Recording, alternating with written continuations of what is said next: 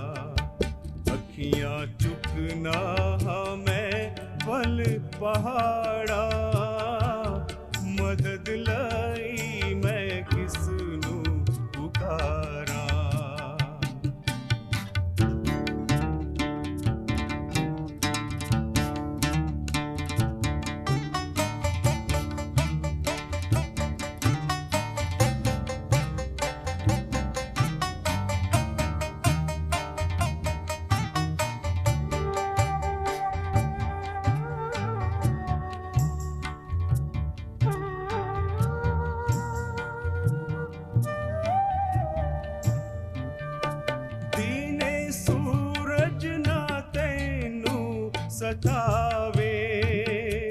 ਦੀਨੇ ਸੂਰਜ ਨਾ ਤੈਨੂੰ ਸਤਾਵੇ, ਰਾਤੀ ਚੰਨ ਵੀ ਨਾ ਕੁਝ ਦੁੱਖ ਪਹੁੰਚਾਵੇ।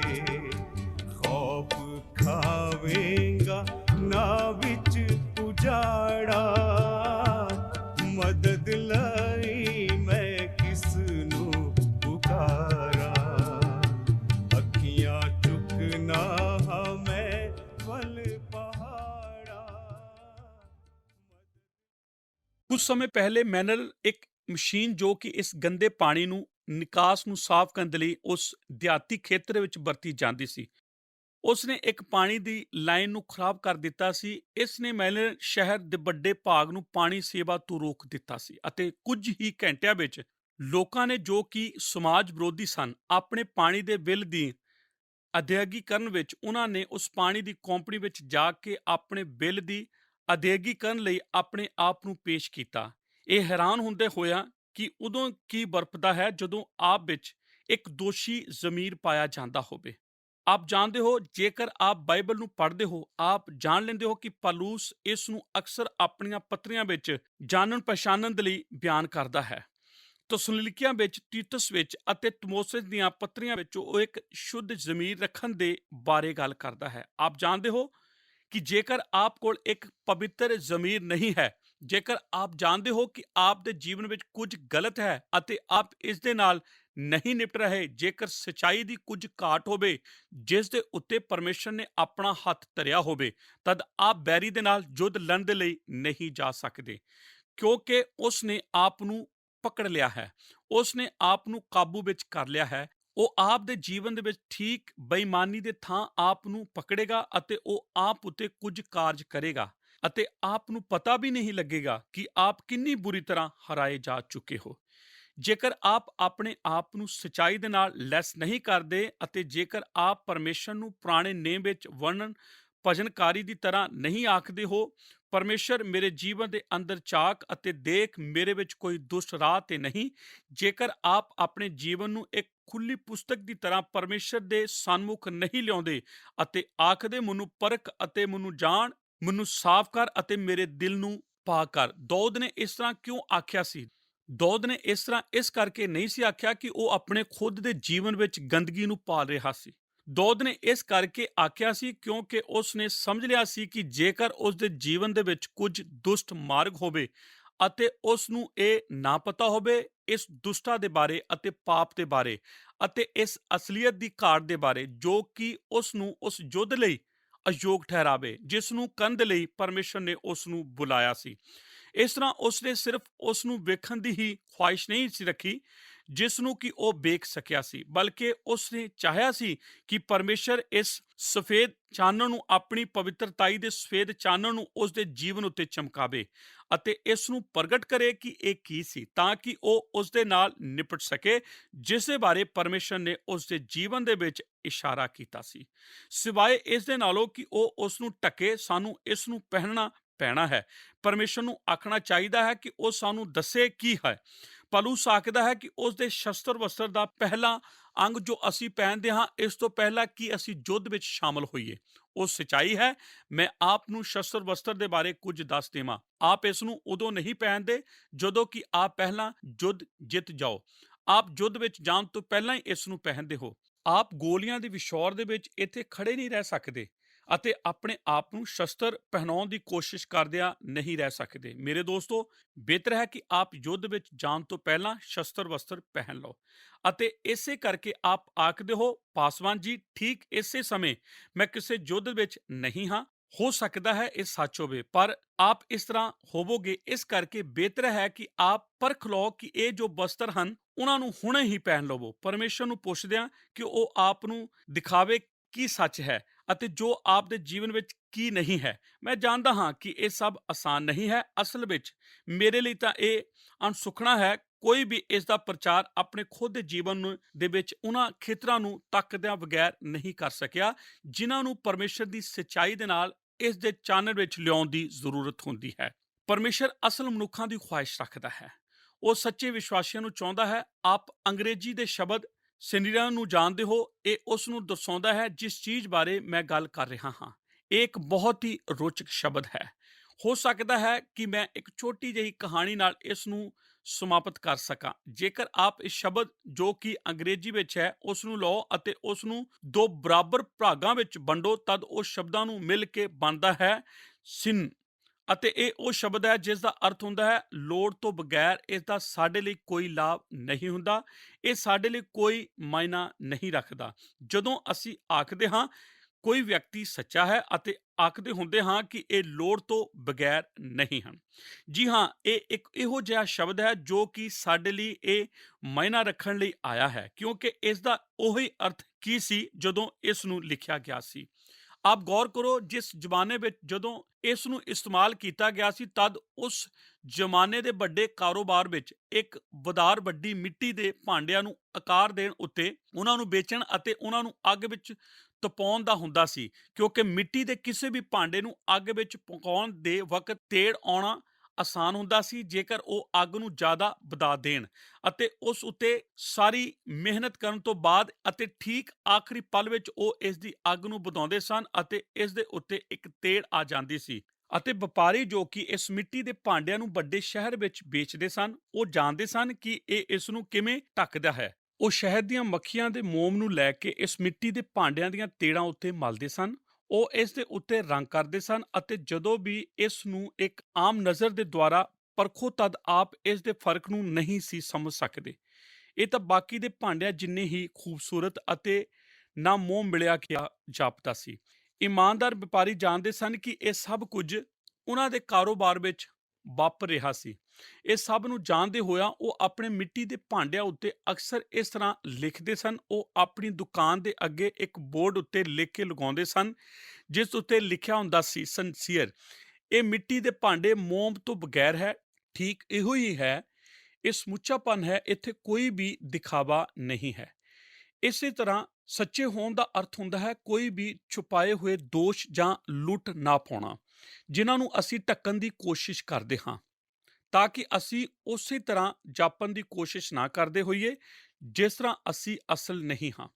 ਪਾਲੂਸ ਰਸੂਲ ਅਕਸਰ ਇਸ ਤਰ੍ਹਾਂ ਆਖਦਾ ਸੀ, ਸੰਸੀਅਰ ਭਾਵ ਪਰਮੇਸ਼ਰ ਦੇ ਸਨਮੁਖ ਇੱਕ ਸ਼ੁੱਧ ਜ਼ਮੀਰ ਦੇ ਨਾਲ। ਮੇਰੇ ਦੋਸਤੋ, ਕੋਈ ਵੀ ਇਸ ਨੂੰ ਸੰਪੂਰਨਤਾ ਦੇ ਵਿੱਚ ਨਹੀਂ ਸੀ ਆਖ ਸਕਦਾ। ਜੀ ਹਾਂ, ਉਹ ਮੈਂ ਹਾਂ, ਮੈਂ ਸੱਚਾ ਹਾਂ, ਮੈਂ ਅਸਲ ਹਾਂ। ਪਰ ਆਪਣੇ ਜੀਵਨ ਵਿੱਚ ਅਸੀਂ ਸਾਰੇ ਹੀ ਜੇਕਰ ਅਸੀਂ ਸ਼ੈਤਾਨ ਦੇ ਵਿਰੁੱਧ ਆਪਣੇ ਯੁੱਧ ਨੂੰ ਨਿਪਟਣ ਜਾ ਰਹੇ ਹਾਂ ਤਦ ਸਾਨੂੰ ਆਪਣੇ ਜੀਵਨ ਦੇ ਵਿਚਲੇ ਕੰਮਾਂ ਦੇ ਨਾਲ ਸ਼ਖਸੀਅਤ ਦੇ ਨਾਲ ਪੇਸ਼ ਆਉਣ ਦੀ ਜ਼ਰੂਰਤ ਹੈ ਜੋ ਕਿ ਅਸਲ ਨਹੀਂ ਹਨ ਅਤੇ ਉਹ ਸੱਚੀਆਂ ਨਹੀਂ ਹਨ। ਅਤੇ ਸਾਡੇ ਵਿੱਚੋਂ ਕੁਝ ਕੁ ਨੇ ਕੁਝ ਖੇਤਰਾਂ ਵਿੱਚ ਆਪਣੇ ਖੁਦ ਦੇ ਜੀਵਨਾਂ ਨਾਲ ਨਿਪਟਣ ਦੀ ਜ਼ਰੂਰਤ ਹੈ। ਮੈਂ ਨਹੀਂ ਜਾਣਦਾ ਇਹ ਕੀ ਹੈ ਅਤੇ ਮੈਂ ਇਸ ਨੂੰ ਨਿੱਜੀ ਤੌਰ ਤੇ ਆਪ ਉੱਤੇ ਲਾਗੂ ਕਰਨ ਦੀ ਕੋਸ਼ਿਸ਼ ਨਹੀਂ ਕਰਨ ਜਾ ਰਿਹਾ, ਪਰ ਮੈਂ ਆਪ ਨੂੰ ਇਹ ਦੱਸਣ ਜਾ ਰਿਹਾ ਹਾਂ ਕਿ ਜੇਕਰ ਆਪ ਨੇ ਇਸ ਯੁੱਧ ਦੇ ਮੈਦਾਨ ਵਿੱਚ ਫਤਿਹਮੰਦ ਹੋਣਾ ਹੈ ਤਦ ਆਪ ਨੂੰ ਇੱਥੇ ਹੀ ਸ਼ੁਰੂਆਤ ਕਰਨੀ ਪੈਣੀ ਹੈ। ਇਹ ਉਹੀ ਆਰੰਭ ਕਰਨ ਦਾ ਸਥਾਨ ਹੈ। ਹੇ ਪਰਮੇਸ਼ਰ, ਮੇਰੀ ਮਦਦ ਕਰ ਕਿ ਮੈਂ ਤੇਰੇ ਸਨਮੁਖ ਕੌਣ ਹਾਂ। ਜੋ ਮੈਂ ਹਾਂ ਉਸ ਨੂੰ ਮੇਰੇ ਉੱਤੇ ਜ਼ਾਹਿਰ ਕਰ ਅਤੇ ਮੈਨੂੰ ਵਿਖਾ ਕਿ ਮੈਂ ਕਿਵੇਂ ਅਸਲ ਹੋ ਸਕਦਾ ਹਾਂ, ਤਾਂ ਕਿ ਜਦੋਂ ਮੈਂ ਯੁੱਧ ਦੇ ਮੈਦਾਨ ਵਿੱਚ ਹੋਵਾਂ ਕੋਈ ਵੀ ਮੇਰੇ ਕੋਲ ਆ ਕੇ ਮੇਰੇ ਜੀਵਨ ਦੇ ਵਿੱਚ ਕੁਝ ਅਜਿਹਾ ਨਾ ਵੇਖੇ ਜੋ ਸ਼ੈਤਾਨ ਦੇ ਲਈ ਮੇਰੇ ਉੱਤੇ ਕਾਬੂ ਕਰਨ ਵਾਲੀ ਕੋਈ ਚੀਜ਼ ਹੋਵੇ।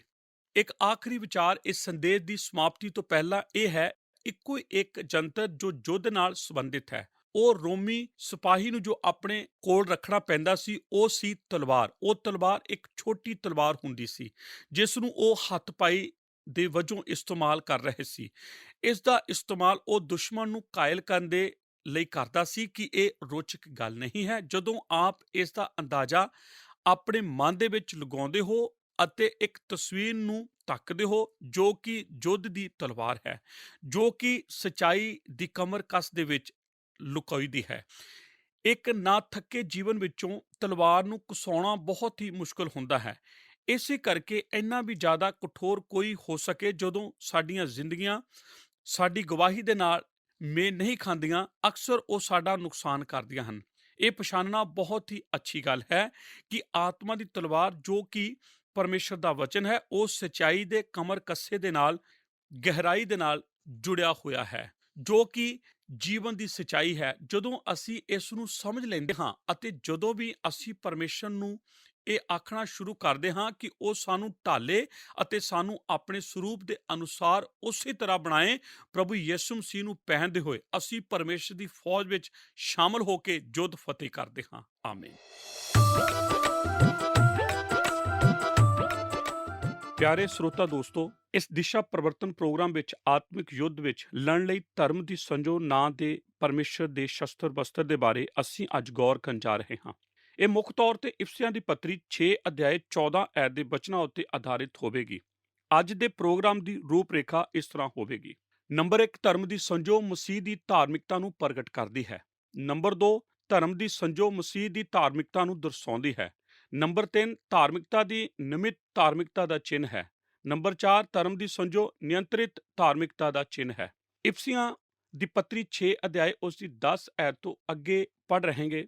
ਅਫਸੀਆਂ ਦੀ ਪੱਤਰੀ 6 ਅਧਿਆਇ 10 ਤੋਂ 15 ਐਤ ਦੇ ਵਚਨ ਇਸ ਤਰ੍ਹਾਂ ਹਨ। ਮੁੱਕਦੀ ਗੱਲ, ਪ੍ਰਭੂ ਵਿੱਚ ਅਤੇ ਉਹਦੀ ਸ਼ਕਤੀ ਦੇ ਪਰਾਕਰਮ ਵਿੱਚ ਤਕੜੇ ਹੋਵੋ। ਪਰਮੇਸ਼ਰ ਦੇ ਸਾਰੇ ਸ਼ਸਤਰ ਵਸਤਰ ਧਾਰੋ ਤਾਂ ਜੋ ਤੁਸੀਂ ਸ਼ੈਤਾਨ ਦੇ ਛਲ ਛਿਦਰਾਂ ਦੇ ਸਾਹਮਣੇ ਖਲੋ ਸਕੋ। ਕਿਉਂ ਜੋ ਸਾਡੀ ਲੜਾਈ ਲਹੂ ਅਤੇ ਮਾਸ ਨਾਲ ਨਹੀਂ, ਸਗੋਂ ਹਕੂਮਤਾਂ, ਇਖਤਿਆਰਾਂ ਅਤੇ ਇਸ ਅੰਧਕੋਰ ਦੇ ਮਹਾਰਾਜਿਆਂ ਅਤੇ ਦੁਸ਼ਟ ਆਤਮਾਵਾਂ ਨਾਲ ਹੁੰਦੀ ਹੈ ਜੋ ਸਵਰਗੀ ਥਾਵਾਂ ਵਿੱਚ ਹਨ।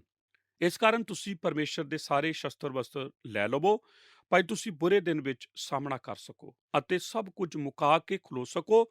ਸੋ ਤੁਸੀਂ ਆਪਣੀ ਕਮਰ ਸਚਾਈ ਨਾਲ ਕੱਸ ਕੇ ਅਤੇ ਧਰਮ ਦੀ ਸੰਜੋ ਪਹਿਨ ਕੇ ਅਤੇ ਮਿਲਾਪ ਦੀ ਖੁਸ਼ਖਬਰੀ ਦੀ ਤਿਆਰੀ ਦੀ ਜੁੱਤੀ ਆਪਣੇ ਪੈਰੀ ਪਾ ਕੇ ਖਲੋ ਜਾਓ।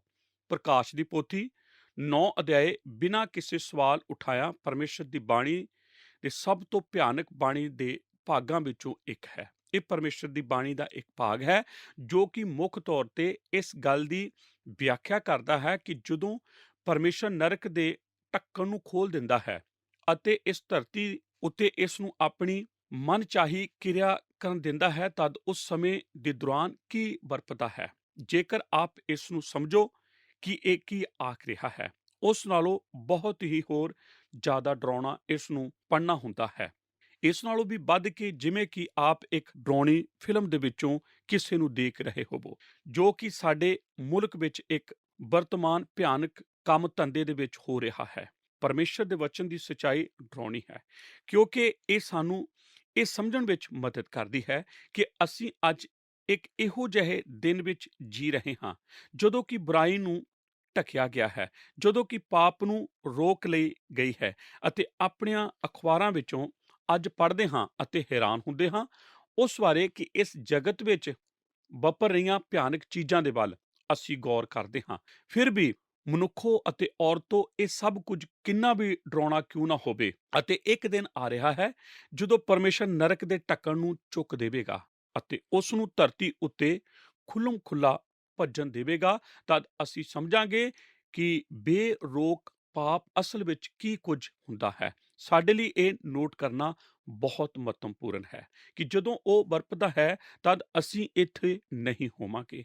ਉਹ ਕਾਰਨ ਜਿਸ ਕਰਕੇ ਅਸੀਂ ਇੱਥੇ ਨਹੀਂ ਹੋਵਾਂਗੇ ਉਹ ਇਹ ਹੈ ਕਿ ਸਾਡੇ ਵਿੱਚੋਂ ਕੋਈ ਵੀ ਬੇਰੋਕ ਬੁਰਾਈ ਦੇ ਦਬਾਅ ਸਾਹਮਣੇ ਕਰਨ ਦੇ ਲਈ ਯੋਗ ਨਹੀਂ ਹੋਵੇਗਾ। ਇਹ ਬਿਲਕੁਲ ਸਾਫ਼ ਜਾਪਦਾ ਹੈ ਕਿ ਸਾਡੇ ਵਿੱਚੋਂ ਬਹੁਤ ਸਾਰੇ ਬੁਰਾਈ ਦੇ ਰੋਕੇ ਜਾਣ ਦੇ ਨਾਲ ਮੁਸ਼ਕਲ ਪਾਉਂਦੇ ਹਨ। ਇਸ ਕਰਕੇ ਸਾਨੂੰ ਪਰਮੇਸ਼ਰ ਦੀ ਬਾਣੀ ਵਿੱਚ ਰੁਚੀ ਰੱਖਣੀ ਚਾਹੀਦੀ ਹੈ ਜਦੋਂ ਇਹ ਸਾਨੂੰ ਦੱਸਦੀ ਹੈ ਕਿ ਇੱਕ ਰਾਸਤਾ ਹੈ ਜਿਸ ਵਿੱਚ ਅਸੀਂ ਵੈਰੀ ਦੇ ਨਾਲ ਯੁੱਧ ਕਰਨ ਦੇ ਲਈ ਲੈਸ ਕੀਤੇ ਜਾ ਸਕਦੇ ਹਾਂ। ਬਹੁਤ ਸਾਰੇ ਸਵਾਲ ਹਨ ਜੋ ਸਾਨੂੰ ਉਦੋਂ ਪੁੱਛਣੇ ਪੈਣੇ ਹਨ ਜਦੋਂ ਅਸੀਂ ਵਿਸ਼ਵਾਸੀ ਦੇ ਸ਼ਸਤਰ ਵਸਤਰ ਦਾ ਅਧਿਐਨ ਕਰਦੇ ਹਾਂ। ਪਿਛਲੇ ਸੰਦੇਸ਼ ਵਿੱਚ ਅਸੀਂ ਪਹਿਲਾ ਸਵਾਲ ਪੁੱਛਿਆ ਸੀ। ਉਹ ਸਵਾਲ ਇਹ ਸੀ ਕਿ ਮੈਂ ਇਹ ਯੁੱਧ ਲੜਨ ਦੀ ਖੁਆਇਸ਼ ਵੀ ਰੱਖਦਾ ਹਾਂ ਕਿ ਮੈਂ ਸੱਚਮੁੱਚ ਯੁੱਧ ਬਾਰੇ ਪਰਵਾਹ ਕਰਦਾ ਹਾਂ। ਸਾਨੂੰ ਦੱਸਿਆ ਗਿਆ ਸੀ ਕਿ ਪਹਿਲਾਂ ਇਸ ਔਜ਼ਾਰ ਦਾ ਹਿੱਸਾ ਜੋ ਸਾਨੂੰ ਪਹਿਨਣਾ ਪੈਣਾ ਹੈ ਉਹ ਸੱਚਾਈ ਨਾਲ ਕਮਰ ਕੱਸਣਾ ਹੈ। ਅਸੀਂ ਇਹ ਸਿੱਖਿਆ ਸੀ ਜਦੋਂ ਕਿ ਅਸੀਂ ਇਹ ਅਧਿਐਨ ਕੀਤਾ ਸੀ ਕਿ ਸੱਚਾਈ ਦਾ ਕਮਰ ਕੱਸਾ ਸਿਰਫ ਪਰਮੇਸ਼ਰ ਦੀ ਬਾਣੀ ਨੂੰ ਦੀ ਹੀ ਪ੍ਰਤੀ ਨਿਰਧਾਰਿਤ ਨਹੀਂ ਕਰਦਾ, ਬਲਕਿ ਇਹ ਤਾਂ ਸਾਡੇ ਖੁਦ ਦੇ ਦਿਲਾਂ ਦੇ ਅੰਦਰ ਪਾਏ ਜਾਣ ਵਾਲੇ ਉਦੇਸ਼ ਦੀ ਇਮਾਨਦਾਰੀ ਨੂੰ ਪ੍ਰਗਟ ਕਰਦਾ ਹੈ ਅਤੇ ਸਾਡੇ ਜੀਵਨਾਂ ਦੀ ਸੱਚਾਈ ਕਿ ਅਸੀਂ ਪ੍ਰਭੂ ਦੇ ਸਿਪਾਹੀ ਹੋਣ ਦੀ ਆਪਣੀ ਖੁਆਇਸ਼ ਵਿੱਚ ਪੱਕੇ ਹਾਂ। ਮੈਨੂੰ ਇਹ ਜ਼ਰੂਰ ਕਾਹਲੀ ਦੇ ਨਾਲ ਜੋੜਨਾ ਪੈਣਾ ਹੈ ਕਿ ਬਹੁਤ ਸਾਰੇ ਮਸੀਹਾਂ ਦੇ ਲਈ ਜਿਨ੍ਹਾਂ ਨੂੰ ਆਪ ਜਾਣਦੇ ਹੋ, ਅਤੇ ਮੈਂ ਜਾਣਦਾ ਹਾਂ ਇਸ ਸਵਾਲ ਦਾ ਉੱਤਰ ਹਾਂ ਵਿੱਚ ਨਹੀਂ ਦਿੱਤਾ ਜਾ ਸਕਦਾ। ਅੱਜ ਬਹੁਤ ਸਾਰੇ ਵਿਸ਼ਵਾਸੀ ਹਨ ਜੋ ਕਲੀਸਿਆ ਨੂੰ ਜਾਣ ਦੇ ਲਈ ਆਨੰਦਿਤ ਹਨ, ਜੋ ਕਿ ਕਲੀਸਿਆ ਵਿੱਚ ਲਾਈਨ ਵਿੱਚ ਬੈਠਣ ਲਈ ਖੁਸ਼ ਹਨ, ਜੋ ਕਿ ਅੱਛਾ ਮਹਿਸੂਸ ਕਰਨ ਦੀ ਖੁਆਇਸ਼ ਰੱਖਦੇ ਹਨ, ਜੋ ਕਿ ਇੱਕ ਸਥਾਨ ਕਲੀਸਿਆ ਦਾ ਇੱਕ ਹਿੱਸਾ ਹੋਣ ਦੇ ਨਾਲ ਮਿਲਦੀ ਹੈ। ਪਰ ਜੇਕਰ ਆਪ ਉਹਨਾਂ ਨੂੰ ਪੁੱਛੋ ਕਿ ਆਪ ਇੱਕ ਆਤਮਿਕ ਯੁੱਧ ਦੇ ਵਿੱਚ ਹੋਣ ਦੀ ਖੁਆਇਸ਼ ਰੱਖਦੇ ਹੋ, ਤਦ ਉਹ ਆਖਣਗੇ ਨਹੀਂ ਧੰਨਵਾਦ, ਮੈਂ ਤਾਂ ਜਿਸ ਤਰ੍ਹਾਂ ਦਾ ਹਾਂ, ਮੈਂ ਤਾਂ ਸਿਰਫ ਉਹੀ ਹੀ ਕਰਨ ਦੀ ਖੁਆਇਸ਼ ਰੱਖਾਂਗਾ। ਮੈਂ ਇੱਕ ਇਹੋ ਜਿਹੇ ਸਮੇਂ ਦੇ ਵਿੱਚੋਂ ਆਪਣੇ ਜੀਵਨ ਵਿੱਚ ਗੁਜ਼ਰਿਆ ਸੀ, ਇਸ ਉੱਤੇ ਵਿਸ਼ਵਾਸ ਕਰੋ ਜਾਂ ਨਾ। ਜਦੋਂ ਕਿ ਮੈਂ ਇੱਕ ਬਾਈਬਲ ਕਾਲਜ ਵਿੱਚ ਹਾਂ, ਮੈਂ ਸੇਵਾ ਵਾਸਤੇ ਉਸ ਬਾਈਬਲ ਕਾਲਜ ਵਿੱਚ ਅਧਿਐਨ ਕਰ ਰਿਹਾ ਸੀ। ਫਿਰ ਵੀ ਹੇ ਨੌਜਵਾਨੋ ਮਨੁੱਖੋ, ਜੇਕਰ ਆਪ ਬਾਈਬਲ ਕਾਲਜ ਨੂੰ ਜਾ ਰਹੇ ਹੋ, ਮੈਂ ਆਪ ਨੂੰ ਦੱਸ ਦੇਵਾਂ ਕਿ ਨੇਚਾ ਤੇ ਪਿੱਛੋਂ ਹਟਣਾ ਇਸ ਜਗਤ ਵਿੱਚ ਸਭ ਤੋਂ ਉੱਤਮ ਸਥਾਨ ਇਸ ਬਾਈਬਲ ਕਾਲਜ ਵਿੱਚ ਮਿਲਦਾ ਹੈ, ਕਿਉਂਕਿ ਹਰ ਰੋਜ਼ ਆਪ ਪਰਮੇਸ਼ਰ ਦੇ ਵਚਨ ਦੀ ਸੱਚਾਈ ਦੇ ਨਾਲ ਅਤੇ ਉਸ ਦੇ ਸਿਧਾਂਤਾਂ ਦੇ ਨਾਲ ਨਿਪਟਦੇ ਹੋ, ਅਤੇ ਆਪ ਇਸ ਦੇ ਨਾਲ ਇੰਨਾ ਆਰਾਮਦਾਇਕ ਬਣ ਜਾਂਦੇ ਹੋ ਕਿ ਜੇਕਰ ਆਪ ਸਾਵਧਾਨ ਨਾ ਹੋਵੋ ਤਦ ਆਪ ਭੁੱਲ ਜਾਂਦੇ ਹੋ ਕਿ ਕੁਝ ਆਤਮਿਕ ਸਚਾਈਆਂ ਹਨ ਜਿਨ੍ਹਾਂ ਦਾ ਸੰਬੰਧ ਆਪ ਦੇ ਖੁਦ ਦੇ ਨਿੱਜੀ ਜੀਵਨ ਦੇ ਨਾਲ ਹੈ। ਮੈਂ ਅਤੇ ਮੇਰੀ ਪਤਨੀ ਇੱਥੇ ਸਾਡੀ ਸੇਵਾ ਦੇ ਕੁਝ ਪਹਿਲੇ ਦਿਨਾਂ ਦੇ ਦੌਰਾਨ ਅਸੀਂ ਆਪਣੇ ਸ਼ਹਿਰ ਵਿੱਚ ਪਾਏ ਜਾਣ ਵਾਲੇ ਪਹਿਲੇ ਪੁਰਾਣੇ ਚਰਚ ਨੂੰ ਗਏ, ਅਤੇ ਅਸੀਂ ਲੋਕਾਂ ਦੇ ਅੱਛੇ ਪ੍ਰਤੀਨਿਧੀ ਸਾਂ ਜੋ ਕਿ ਯੁੱਧ ਦੇ ਵਿੱਚ ਹੋਣ ਦੀ ਥਾਂ ਖੁਆਇਸ਼ ਰੱਖਦੇ ਸੀ। ਅਸੀਂ ਚਰਚ ਜਾਇਆ ਕਰਦੇ ਸੀ ਅਤੇ ਇਸ 6000 ਲੋਕਾਂ ਦੀ ਕਲੀਸਿਆ ਦੇ ਇਕੱਠ ਵਿੱਚ ਅਸੀਂ ਉੱਪਰ ਬਾਲਕੋਨੀ ਵਿੱਚ ਬੈਠ ਜਾਇਆ ਕਰਦੇ ਸਾਂ। ਕੋਈ ਵੀ ਨਹੀਂ ਸੀ ਜਾਣਦਾ ਕਿ ਅਸੀਂ ਉੱਥੇ ਹੈ ਸੀ, ਅਤੇ ਕਿਸੇ ਨੂੰ ਵੀ ਨਹੀਂ ਸੀ ਪਤਾ ਲੱਗਾ ਕਿ ਅਸੀਂ ਉੱਥੇ ਨਹੀਂ ਸੀ। ਅਸੀਂ ਹੌਲੀ-ਹੌਲੀ ਅੰਦਰ ਜਾਂਦੇ ਅਤੇ ਫਿਰ ਅਸੀਂ ਬਾਹਰ ਆ ਜਾਂਦੇ, ਅਤੇ ਅਸੀਂ ਅੱਛਾ ਮਹਿਸੂਸ ਕਰਦੇ ਹੁੰਦੇ ਸੀ। ਉਹ ਇੱਕ ਮਹਾਨ ਪ੍ਰਚਾਰਕ ਸੀ, ਪਰ ਅਸੀਂ ਉਸ ਦੇ ਵਿੱਚ ਸ਼ਾਮਲ ਨਹੀਂ ਸੀ। ਇਹ ਹੀ ਉਹ ਸਥਾਨ ਹੈ ਜਿੱਥੇ ਕਿ ਅੱਜ ਬਹੁਤ ਮਸੀਹੀ ਪਾਏ ਜਾਂਦੇ ਹਨ। ਕਿਸੇ ਨੇ ਆਖਿਆ ਸੀ ਕਲੀਸਿਆ ਦੇ ਵਿੱਚੋਂ ਦੋ ਤਰ੍ਹਾਂ ਦੇ ਸਤੰਭ ਪਾਏ ਜਾਂਦੇ ਹਨ। ਉਹ ਸਤੰਭ ਜੋ ਕਿ ਕਲੀਸਿਆ ਨੂੰ ਇਕੱਠਾ ਰੱਖਦੇ ਹਨ, ਕਿਉਂਕਿ ਉਹ ਅਸਲ ਸਤੰਭ ਹਨ। ਫਿਰ ਕੁਝ ਟਿੱਡੇ ਹਨ ਜੋ ਕਿ ਅੰਦਰ ਰੇਂਗਦੇ ਆਉਂਦੇ ਹਨ ਅਤੇ ਹਰ ਹਫ਼ਤੇ ਬਾਹਰ ਵੀ ਜਾਂਦੇ ਹਨ। ਜੀ ਹਾਂ, ਮੈਂ ਨਹੀਂ ਜਾਣਦਾ ਜੇਕਰ ਆਪ ਇੱਕ ਸਤੰਭ ਹੋ ਜਾਂ ਫਿਰ ਇੱਕ ਟਿੱਡੇ, ਪਰ ਮੈਂ ਜਾਣਦਾ ਹਾਂ ਕਿ ਬਹੁਤ ਸਾਰੇ ਲੋਕ ਹਨ ਜੋ ਕਿ ਸਵਾਲ ਦਾ ਉੱਤਰ ਹਾਂ ਵਿੱਚ ਨਹੀਂ ਦੇਣਾ ਚਾਹੁੰਦੇ। ਉਹ ਤਾਂ ਬਸ ਯੁੱਧ ਵਿੱਚ ਜੁੜਨ ਦੀ ਖੁਆਇਸ਼ ਹੀ ਨਹੀਂ ਰੱਖਦੇ, ਅਤੇ ਇਸ ਤਰ੍ਹਾਂ ਉਹਨਾਂ ਨੇ ਇਸ ਯੁੱਧ ਦੇ ਪਹਿਲੇ ਸ਼ਸਤਰ ਨੂੰ ਵੀ ਨਹੀਂ ਪਹਿਨਿਆ ਹੈ। ਉਹਨਾਂ ਦੇ ਕੋਲ ਸੱਚਾਈ ਦੇ ਜਾਂ ਵਫਾਦਾਰੀ ਦਾ ਕਮਰ ਕੱਸਾ ਉਹਨਾਂ ਦੇ ਆਲੇ ਦੁਆਲੇ ਲਪੇਟਿਆ ਹੋਇਆ ਨਹੀਂ ਹੈ। ਉਹ ਸਵਾਲ ਜੋ ਅੱਜ ਅਸੀਂ ਪੁੱਛਣ ਦੀ ਖੁਆਇਸ਼ ਰੱਖਦੇ ਹਾਂ, ਸਵਾਲ ਨੰਬਰ 2, ਉਹ ਇਹ ਹੈ ਕਿ ਮੈਂ ਉਸ ਤਰ੍ਹਾਂ ਦਾ ਜੀਵਨ ਜਿਉਂਦਾ ਹਾਂ ਜੋ ਕਿ ਇਸ ਯੁੱਧ ਵਿੱਚ ਲੱਗਣ ਦੇ ਯੋਗ ਮੈਨੂੰ ਬਣਾਉਂਦਾ ਹੈ। ਕੀ ਮੈਂ ਧਰਮ ਦੀ ਸੰਜੋ ਨੂੰ ਪਹਿਨ ਲਿਆ ਹੈ? ਕਈ ਸਾਲ ਪਹਿਲਾਂ ਜਦੋਂ ਮੈਂ ਸੇਵਾ ਨੂੰ ਪਹਿਲਾਂ ਸ਼ੁਰੂ ਕੀਤਾ ਸੀ ਅਤੇ ਇਹ ਸਿੱਖਣ ਦੀ ਕੋਸ਼ਿਸ਼ ਕਰ ਰਿਹਾ ਸੀ ਕਿ ਇੱਕ ਬਿਹਤਰ ਪ੍ਰਚਾਰਕ ਕਿਵੇਂ ਬਣੀਦਾ ਹੈ, ਤਦ ਮੈਂ ਜੌਨ ਕੈਡਲੀ ਦੇ ਪ੍ਰਚਾਰ ਦੇ ਧਮਾਕੇ ਨਾਂ ਦੀ ਪੁਸਤਕ ਦੇ ਪਹਿਲੇ ਐਡੀਸ਼ਨ ਨੂੰ ਲਿਆ। ਮੈਂ ਉਸ ਨੂੰ ਹੈਰਾਨੀ ਨੂੰ ਕਦੇ ਨਹੀਂ ਭੁੱਲਾਂਗਾ ਜੋ ਮੈਂ ਉਦੋਂ ਮਹਿਸੂਸ ਕੀਤੀ ਸੀ ਜਦੋਂ ਮੈਂ ਉਸ ਨਾਲ ਸੰਬੰਧਿਤ ਜਾਣਕਾਰੀਆਂ ਨੂੰ ਪੜ੍ਹਿਆ ਸੀ, ਜਿਸ ਵਿੱਚ ਉਹ ਉਸ ਸਰਵੇਖਣ ਦਾ ਵਰਣਨ ਕਰਦਾ ਹੈ ਜੋ ਉਹਨਾਂ ਨੇ ਮਸੀਹ ਲੋਕਾਂ ਨੂੰ ਸਵਾਲ ਕਰਦਿਆਂ ਸਾਰੇ ਦੇਸ਼ ਵਿੱਚ ਕੀਤਾ ਸੀ, ਅਤੇ ਉਹ ਸਵਾਲ ਸੀ ਕਿ ਤੁਸੀਂ ਗਵਾਹੀ ਕਿਉਂ ਨਹੀਂ ਦਿੰਦੇ? ਡਾਕਟਰ ਕੈਨੇਡੀ ਨੇ ਆਖਿਆ ਸੀ, ਅਤੇ ਮੈਂ ਸੱਚਮੁੱਚ ਇਸ ਦੇ ਨਾਲ ਜ਼ਰੂਰ ਸਹਿਮਤ ਹੁੰਦਾ ਹਾਂ, ਜੋ ਕਿ ਉਸਨੇ ਉੱਤਰ ਦੇ ਆਉਣ ਤੋਂ ਪਹਿਲਾਂ ਹੀ ਦੱਸ ਦਿੱਤਾ ਸੀ ਕਿ ਉਹ ਉੱਤਰ ਇਸ ਤਰ੍ਹਾਂ ਹੋਣਗੇ, ਅਤੇ ਇਸ ਤਰਤੀਬ ਨਾਲ। ਨੰਬਰ 1, ਮੈਂ ਸਭ ਤੋਂ ਪਹਿਲਾਂ ਇਸ ਕਰਕੇ ਗਵਾਹੀ ਨਹੀਂ ਦਿੰਦਾ ਕਿਉਂਕਿ ਮੈਂ ਡਰਿਆ ਹੋਇਆ ਹਾਂ। ਨੰਬਰ 2, ਮੈਂ ਇਹ ਮਹਿਸੂਸ ਨਹੀਂ ਕਰਦਾ ਕਿ ਮੈਂ ਲੈਸ ਕੀਤਾ ਜਾ ਚੁੱਕਾ ਹਾਂ, ਅਤੇ ਮੈਨੂੰ ਕਦੇ ਵੀ ਕਿਵੇਂ ਇਹ ਕਰੀਦਾ ਹੈ ਇਹ ਨਹੀਂ ਸਿਖਾਇਆ ਗਿਆ। ਨੰਬਰ 3, ਮੈਂ ਕੋਈ ਵੀ ਲੋਕਾਂ ਨੂੰ ਨਹੀਂ ਜਾਣਦਾ ਜੋ ਕਿ ਨਾ ਬਚਾਏ ਗਏ ਹਨ, ਤਾਂ ਕਿ ਮੈਂ ਇਸ ਵਿੱਚ ਸ਼ਾਮਲ ਹੋ ਸਕਾਂ ਅਤੇ ਉਹਨਾਂ ਨੂੰ ਜਾਣ ਸਕਾਂ। ਉਸ ਨੇ ਉਸ ਦੀ ਹੈਰਾਨੀ ਵਜੋਂ ਆਖਿਆ ਸੀ ਕਿ ਉਹਨਾਂ ਚੀਜ਼ਾਂ ਵਿੱਚੋਂ ਇੱਕ ਵੀ ਸਥਿਰ ਉੱਤੇ ਉੱਪਰਲੇ ਕਾਰਨਾਂ ਵਿੱਚ ਨਹੀਂ ਸੀ। ਅਸਲ ਵਿੱਚ ਉਸ ਨੇ ਆਖਿਆ ਸੀ ਕਿ ਮੈਂ ਹੈਰਾਨ ਕਰਨ ਵਾਲਾ ਪਹਿਲਾ ਕਾਰਨ ਸਾਰੇ ਸਰਵੇਖਣ ਵਿੱਚੋਂ ਇਹ ਸੀ, ਮੈਂ ਇਸ ਕਰਕੇ ਗਵਾਹੀ ਨਹੀਂ ਦਿੰਦਾ ਕਿਉਂਕਿ ਉਸ ਜੀਵਨ ਦੇ ਕਰਕੇ ਜੋ ਕਿ ਮੈਂ ਉਹ ਜਿਉਂਦਾ ਹਾਂ। ਉਹ ਲੋਕ ਜਿਨ੍ਹਾਂ ਨੂੰ ਇਹ ਬੇਨਾਮ ਸਵਾਲਾਂ ਦੀ ਚਿੱਠੀ ਦਾ ਉੱਤਰ ਦਿੱਤਾ ਸੀ, ਉਹ ਇਸ ਤਹਿ ਤੱਕ ਪਹੁੰਚ ਰਹੇ ਸਨ ਕਿ ਇਹ ਕਿਉਂ ਹੈ ਕਿ ਸਾਨੂੰ ਸਿੱਖਣ ਦੀ ਲੋੜ ਹੈ ਕਿ ਧਰਮ ਦੀ ਸੰਜੋ ਪਹਿਨਣ ਦਾ ਅਰਥ ਕੀ ਹੁੰਦਾ ਹੈ। ਆਪ ਗੌਰ ਕਰੋ ਕਿ ਧਰਮ ਦੀ ਸੰਜੋ ਸ਼ਸਤਰ ਦੀ ਇੱਕ ਤਸਵੀਰ ਹੈ ਜੋ ਕਿ ਗਲੇ ਤੋਂ ਲੈ ਕੇ ਪੱਟਾਂ ਤੱਕ ਸਰੀਰ ਨੂੰ ਢੱਕਦਾ ਹੈ। ਇਸ ਦੇ ਦੋ ਭਾਗ ਹਨ ਜੋ ਕਿ ਅਗਲੇ ਹਿੱਸੇ ਨੂੰ ਅਤੇ ਅੰਸ਼ਿਕ ਤੌਰ ਤੇ ਪਿਛਲੇ ਭਾਗ ਨੂੰ ਵੀ ਢੱਕਦੇ ਹਨ। ਇੱਕ ਯੋਧਾ ਉਸ ਦੀ ਸੰਜੋ ਤੋਂ ਬਗੈਰ ਇੱਕ ਖਤਰਨਾਕ ਤਰੀਕੇ ਦੇ ਨਾਲ ਵੈਰੀ ਦੇ ਸਾਹਮਣਾ ਪ੍ਰਗਟ ਸੀ ਅਤੇ ਉਸ ਨੂੰ ਆਸਾਨੀ ਨਾਲ ਮਾਰਿਆ ਜਾ ਸਕਦਾ ਸੀ, ਕਿਉਂਕਿ ਉਸ ਦੇ ਮੁੱਖ ਅੰਗ ਬਿਨਾਂ ਸੁਰੱਖਿਆ ਪ੍ਰਦਾਨ ਕੀਤੇ ਛੱਡੇ ਗਏ ਸਨ। ਉਸ ਦੇ ਦਿਲ ਨੂੰ ਕੋਈ ਵੀ ਤੀਰ ਲੱਗ ਸਕਦਾ ਸੀ ਅਤੇ ਉਸ ਦਾ ਜੀਵਨ ਖਤਮ ਹੋ ਸਕਦਾ ਸੀ। ਪਿਆਰੇ ਦਰਸ਼ਕੋ, ਸਾਡੇ ਨਾਲ ਇਸ ਪ੍ਰੋਗਰਾਮ ਦੇ ਵਿੱਚ ਆਖਿਰ ਤੱਕ ਬਣੇ ਰਹਿਣ ਦੇ ਲਈ ਤੁਹਾਡਾ ਸਭਨਾਂ ਦਾ ਬਹੁਤ-ਬਹੁਤ ਧੰਨਵਾਦ। ਅੱਜ ਅਸੀਂ ਡਾਕਟਰ ਡੇਵਿਡ ਯਰਮਾਇਆ ਦੇ ਨਾਲ ਆਤਮਿਕ ਯੁੱਧ ਉੱਤੇ ਚਰਚਾ ਕਰ ਰਹੇ ਸੀ। ਅਸੀਂ ਸੱਚਾਈ ਦੇ ਕਮਰ ਕੱਸੇ ਦੇ ਆਖਰੀ ਹਿੱਸੇ ਦੇ ਉੱਤੇ ਗੌਰ ਕਰਦੇ ਹੋਏ ਇਹ ਜਾਣਿਆ ਕਿ ਸੱਚਾਈ ਦਾ ਕਮਰ ਕੱਸਾ ਸਿਰਫ ਪਰਮੇਸ਼ਰ ਦੇ ਵਚਨ ਦੀ ਹੀ ਪ੍ਰਤੀਨਿਧਤਾ ਨਹੀਂ ਕਰਦਾ, ਬਲਕਿ ਇਹ ਤਾਂ ਸਾਡੇ ਖੁਦ ਦੇ ਅੰਦਰ ਪਾਏ ਜਾਣੇ ਵਾਲੇ ਉਦੇਸ਼ ਦੀ ਇਮਾਨਦਾਰੀ ਨੂੰ ਵੀ ਪ੍ਰਗਟ ਕਰਦਾ ਹੈ। ਇਸ ਤੋਂ ਬਾਅਦ ਅਸੀਂ ਸੱਚਾਈ ਦੀ ਕਿਰਪਾ ਬਾਰੇ ਜਾਣਨਾ ਸ਼ੁਰੂ ਕੀਤਾ, ਜਿਸ ਦੇ ਅਧੀਨ ਅਸੀਂ ਅੱਜ ਧਰਮ ਦੀ ਸੰਜੋ ਬਾਰੇ ਗੱਲਬਾਤ ਕਰ ਰਹੇ ਸੀ। ਸਾਨੂੰ ਆਪਣੇ ਆਪ ਤੋਂ ਸਵਾਲ ਕਰਨ ਦੀ ਲੋੜ ਹੈ ਕਿ ਕੀ ਮੈਂ ਧਰਮ ਦੀ ਸੰਜਾ ਨੂੰ ਪਹਿਨ ਲਿਆ? ਅਸੀਂ ਆਪਣੇ ਅੱਜ ਦੇ ਅਧਿਐਨ ਪ੍ਰੋਗਰਾਮ ਦੇ ਵਿੱਚ ਸਿੱਖਿਆ ਕਿ ਸਾਨੂੰ ਧਰਮ ਦੀ ਸੰਜੋ ਪਹਿਨਣੀ ਹੀ ਪੈਣੀ ਹੈ। ਇਹ ਕੋਈ ਭੌਤਿਕ ਚੀਜ਼ ਨਹੀਂ ਹੈ, ਬਲਕਿ ਇੱਕ ਆਤਮਿਕ ਚੀਜ਼ ਹੈ। ਧਰਮ ਦੀ ਸੰਜੋ ਦੀਆਂ 4 ਪ੍ਰਮੁੱਖ ਗੱਲਾਂ ਹਨ। ਉਹਨਾਂ ਵਿੱਚੋਂ ਪਹਿਲੀ ਗੱਲ ਇਹ ਹੈ ਕਿ ਇਹ ਮਸੀਹ ਦੀ ਧਾਰਮਿਕਤਾ ਦਾ ਚਿੰਨ੍ਹ ਹੈ।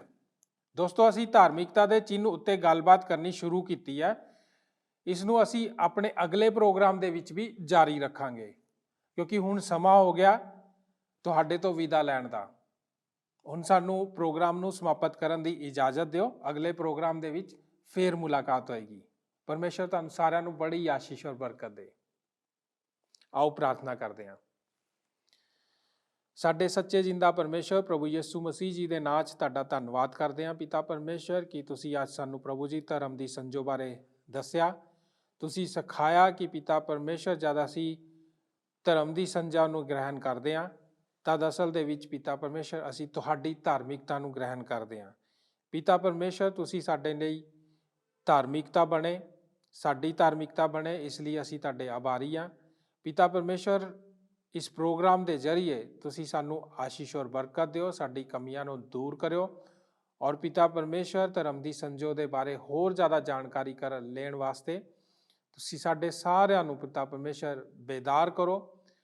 ਔਰ ਪਿਤਾ ਪਰਮੇਸ਼ਰ, ਸਾਡੇ ਅੰਦਰ ਲਾਲਸਾ ਪੈਦਾ ਕਰੋ ਕਿ ਅਸੀਂ ਪ੍ਰਭੂ ਜੀ ਦਿਲਚਸਪੀ ਦੇ ਨਾਲ ਆਪਣੇ ਪ੍ਰੋਗਰਾਮ ਨੂੰ ਸੁਣੀਏ, ਇਸ ਨੂੰ ਦੇਖੀਏ ਔਰ ਇਸ ਨੂੰ ਅਮਲ ਕਰੀਏ। ਪਿਤਾ, ਤੁਹਾਡਾ ਧੰਨਵਾਦ ਕਰਦੇ ਇਹਨਾਂ ਸਾਰੀ ਗੱਲਾਂ ਵਾਸਤੇ ਜਿਹੜੀਆਂ ਤੁਸੀਂ ਅੱਜ ਸਾਨੂੰ ਸਿਖਾਈਆਂ। ਆਪਣੇ ਵਚਨ ਦੇ ਦੁਆਰਾ ਸਾਨੂੰ ਆਸ਼ੀਸ਼ ਔਰ ਬਰਕਤ ਦਿਓ। ਯਿਸੂ ਨਾਸਰੀ ਜੀ ਦੇ ਨਾਂ 'ਚ ਮੰਗਦੇ ਹਾਂ, ਆਮੀਨ। ਕੀ ਤੁਹਾਨੂੰ ਇਹ ਪ੍ਰੋਗਰਾਮ ਪਸੰਦ ਆਇਆ? ਹੁਣੇ ਸਾਨੂੰ ਇੱਕ ਮਿਸ ਕਾਲ ਦਿਓ ਤੇ ਤੁਸੀਂ ਅਗਲੇ ਜੇਤੂ ਹੋ ਸਕਦੇ ਹੋ।